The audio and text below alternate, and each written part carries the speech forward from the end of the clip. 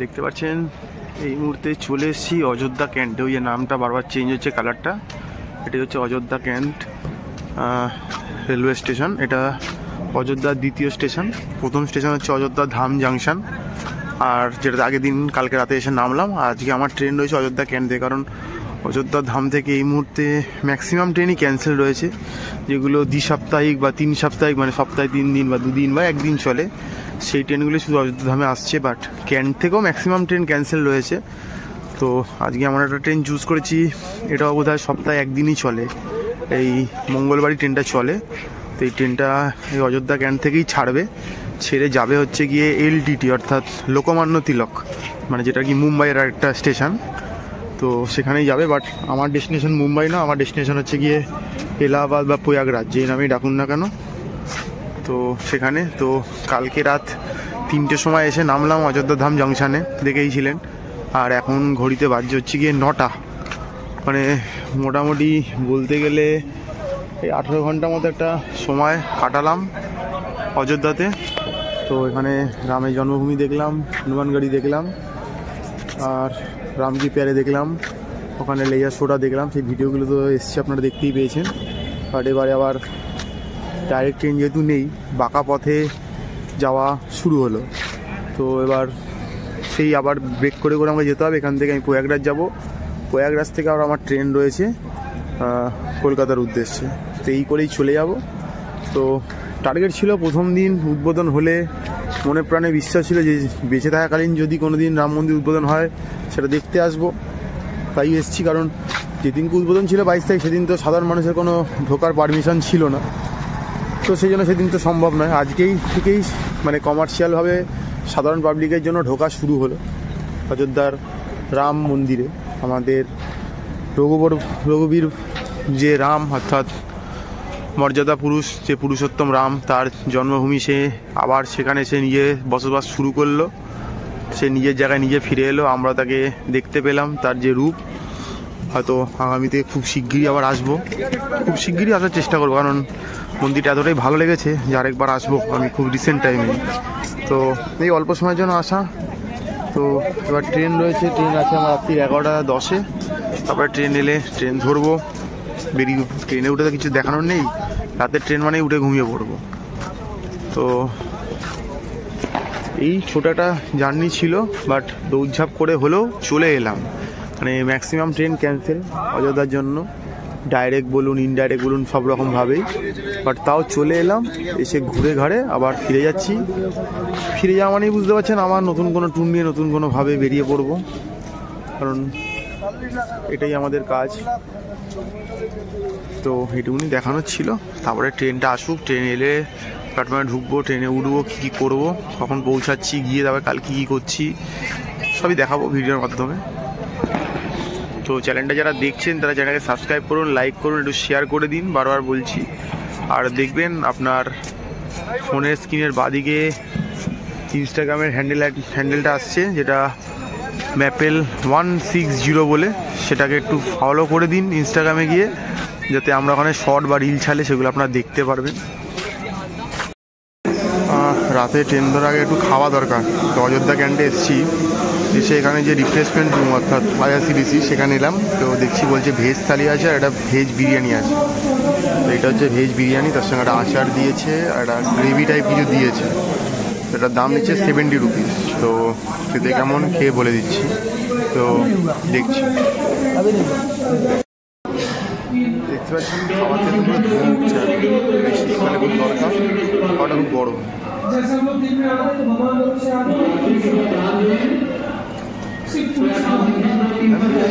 মশলাদার একটা ভাত যেমন হয় আর কি, হাল পোলাও বলতে পারে। তো এটা ঠিকঠাক, এটা দিয়ে খেলে একটু বেটার লাগে। এটা শুধু খেলে খুব ঝাল আছে জিনিসটা, স্পাইসি। বাট এটা দিয়ে খেলে বেশ ভালো লাগছে। আমাদের মটর মটর দেওয়া রয়েছে পিস, ভালোই লাগছে খেতে। ঠান্ডাটা এত পরিমাণে, ঝালটা খেলে বডি হিটই থাকছে, এটা খুব দরকার। 70 টাকায় ঠিক আছে, খুব একটা ট্রেনে খাবারের থেকে পারবে। এটা ট্রেনে যেগুলো দেয় থেকে এই খাবারগুলো অনেক বেটার, খেতেই পারে। তো আবার বললাম 70 টাকা দাম, খেলে খেতেই পারে, খিদে পেটে খেয়ে নিচ্ছি।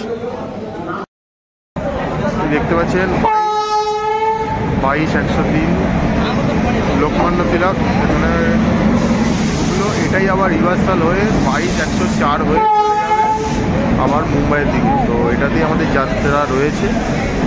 তো আমি তো পুরো যাচ্ছি না, আমি যাচ্ছি প্রয়াগরাজ অবধি।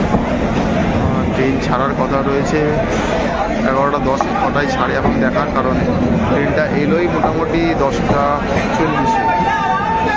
অপেক্ষা এখন কখন ছাড়ে। কালকে আমার পৌঁছানোর কথা রয়েছে সকাল 5টায়, দেখা যাক কী হচ্ছে। লোকের দৌড়াদৌড়ি শুরু হয়ে গেছে দেখতে পাচ্ছি, কারণ ট্রেন ঢুকলো না, ট্রেন দাঁড়ালো না, লোকের দৌড়াদৌড়ি শুরু হয়ে গেছে। অপেক্ষা করা যাক, হচ্ছে যাবো গিয়ে সাইড লোয়ারে সিট রয়েছে, তো দেখা যাক কী অবস্থায় রয়েছে এখন ট্রেন। Good morning.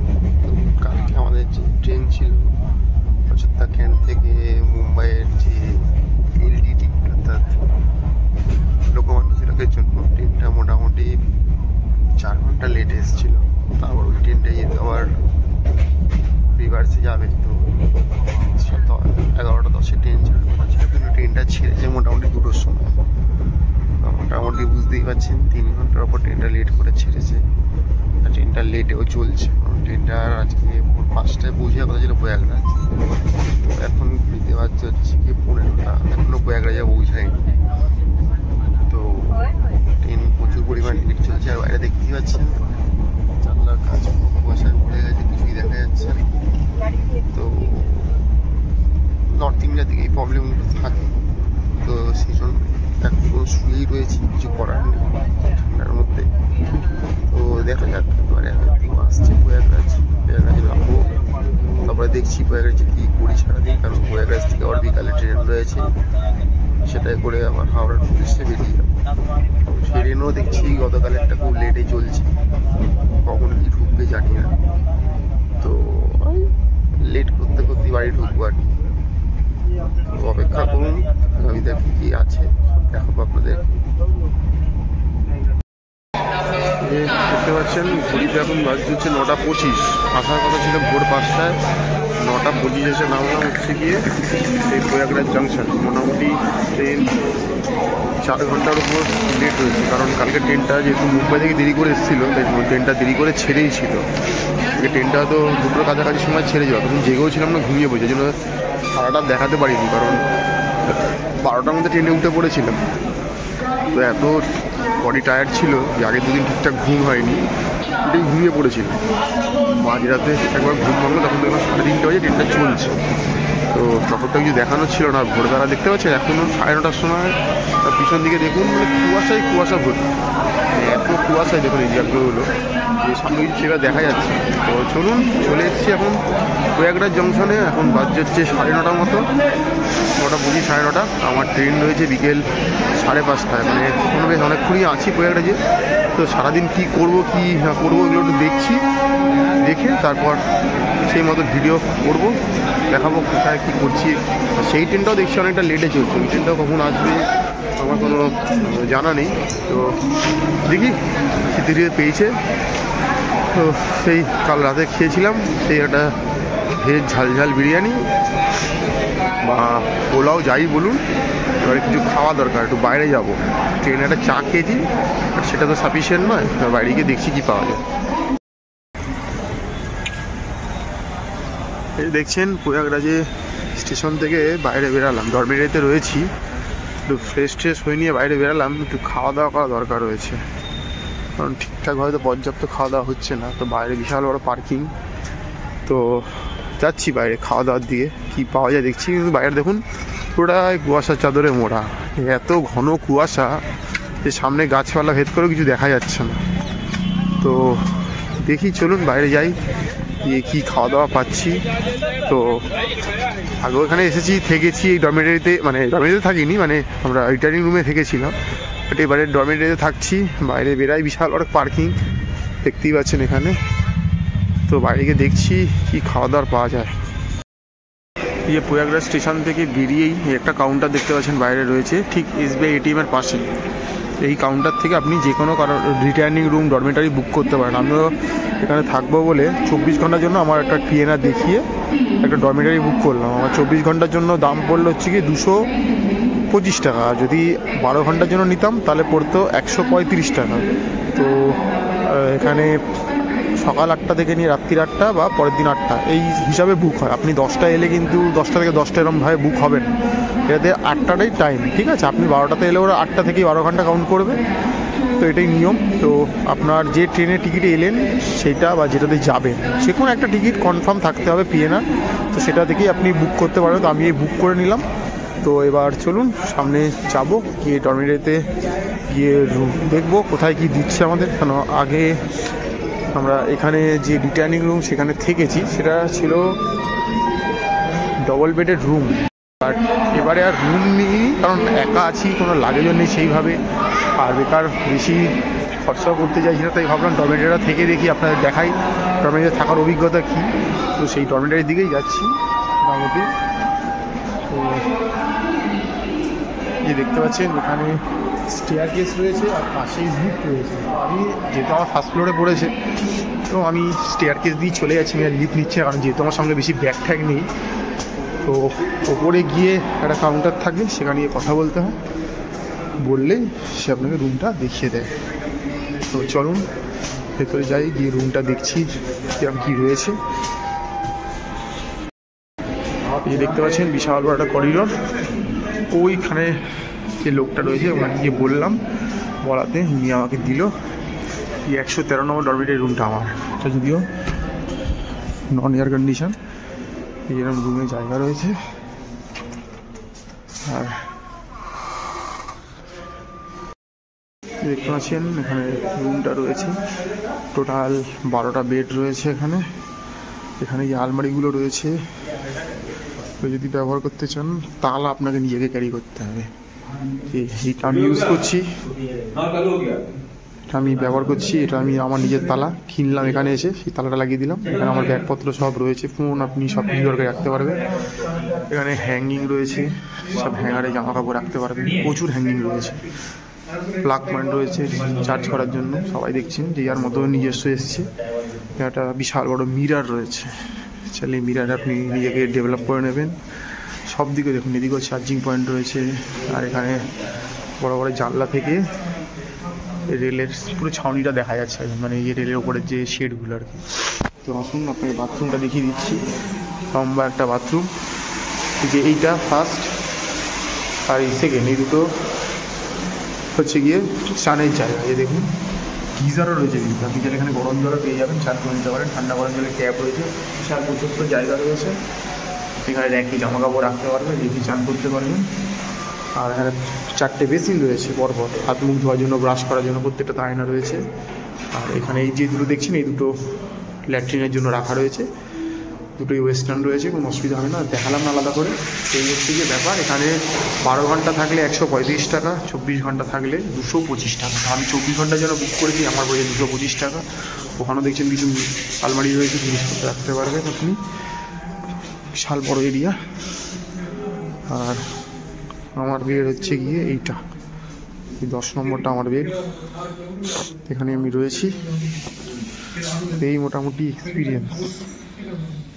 দেখছেন বাইরে বেরিয়ে একটা দোকানে এসে খাস্তা কচুরি ছোলার একটা চাট নিয়েছি, 30 টাকা প্লেট বললো। তো এ দেখার পালা কেমন খেতে। এখানে এগুলোই চলে মোটামুটি, আর গরম গরমই দিয়েছে, তো দেখা যাক।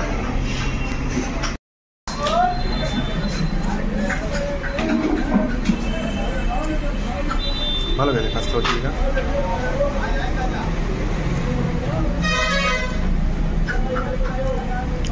দুবার ঠিক খাওয়া যেতে পারে, এখানে চানাও দিয়ে দেখতে পাচ্ছি, ধোয়া উঠছে প্লেট থেকে।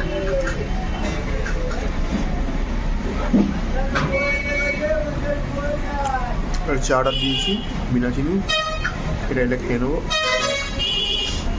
এই মোটামুটি জল খাবার, তার দুপুরে কী খাচ্ছি দেখাবো। ট্রেন প্রচণ্ডভাবে লেটে চলছে, আমি যে ট্রেনটা বুক করেছি সেটা ডেলি চলে, কালকেরটাই দেখাচ্ছে যে মিনিমাম 12 ঘন্টা লেটে যাবে। আজকেরটা হতো সেখানে কিছু হবে 12 থেকে 14 ঘন্টা। তো সেটা 24 ঘন্টা রুম নিয়েছি, আবার দেখা যাক কী হয়।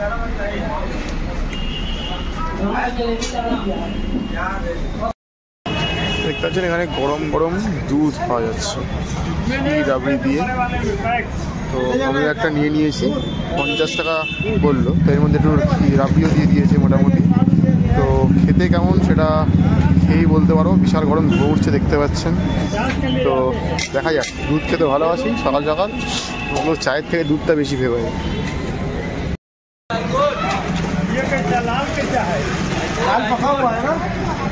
ঠিক আছে,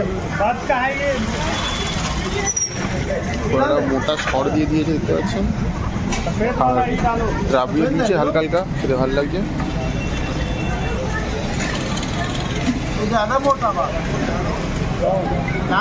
এটা ভালো, 50 টাকা। এই শীতে বাইরে কুয়াশা যা, তার মধ্যে এটা জাস্টিফাইড এই খাবার। তো এটা খেয়ে নিলাম, আবার দেখছি আর সাথে কী খাওয়া হয় জানাবো সেরকমভাবে। এখন আর ডেডিকেটেড ভিডিও হচ্ছে না, জাস্ট চলার পথে যা যা হচ্ছে সেগুলো দেখাচ্ছি। তো দেখতে পাচ্ছেন এখানে ভাই দুধ কাটছে আমাদের দাদা।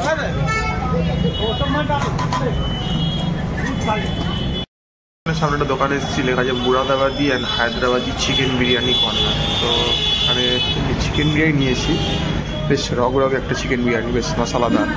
তো ওজন করে দিচ্ছে এরা। তো আমি হাফ প্লেট নিয়েছি, হাফ প্লেটে পড়লো হচ্ছে 500 গ্রাম মতো, বললো 4 পিস মতো চিকেন থাকবে।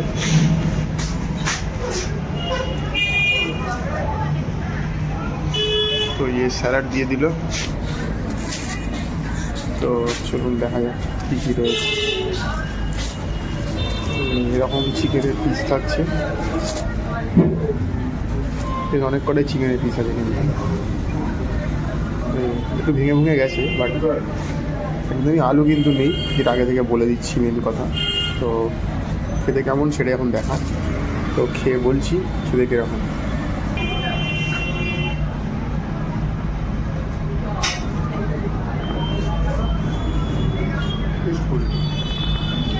বিরিয়ানি মনে হচ্ছে স্পাইসি, চিকেনটা খুব সফট, বলছি আরো চিকেন ভালো, খুবই টেন্ডার।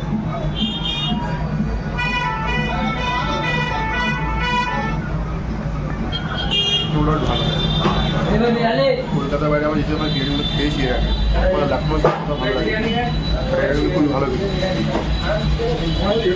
দিল্লি বিরিয়ানি খুব ডিসঅ্যাপয়েন্টেড হয়েছি আমরা, বাট বিরিয়ানি কিন্তু ডিসঅ্যাপয়েন্টেড নয়, তাহলে বাইরে খালি আলু নেই, এটি একটা তফাৎ ঠিকঠাক খেতে। তো যদি আপনারা কোয়ালবাড়ি আসেন, সেখানে বাইরের দোকানটায় খেতেই পারেন।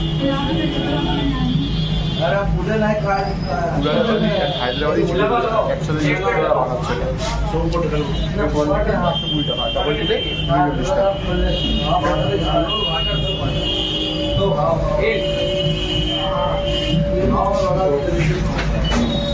মোটামুটি এটা খাওয়া দাওয়া করলাম, এখন বাইকে ঘুরছে 12টা মতো।